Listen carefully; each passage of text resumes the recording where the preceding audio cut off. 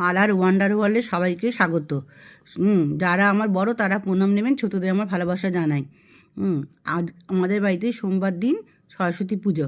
এই উপলক্ষে আমাদের বাড়িতে রবিবার দিন আমার ছেলের বউ চাকদা থেকে কন্যগড়ে ঠাকুর নিয়ে এসছে।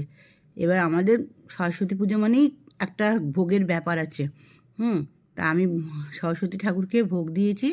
রান্না হচ্ছে, আমি খিচুড়ি, 3 রকম ভাজা, আলুর দম, চচ্চড়ি, কুলের টক, পায়েস এইগুলো ঠাকুরকে দিয়েছি। এছাড়া তো আছেই ফল প্রসাদ, সব কিছু দিয়ে আমার ঘরের ঠাকুরকে আমি পুজো করেছি। কারণ তারপর দিন আমাদের ষষ্ঠী আছে, আমাদের কুলের টক দিয়ে গোটা সেদ্ধ দিয়ে আমাদের খেতে হয় পান্তা ভাত দিয়ে। তা এই ভিডিওটা যদি আপনাদের ভালো লাগে আপনারা লাইক করবেন, শেয়ার করবেন।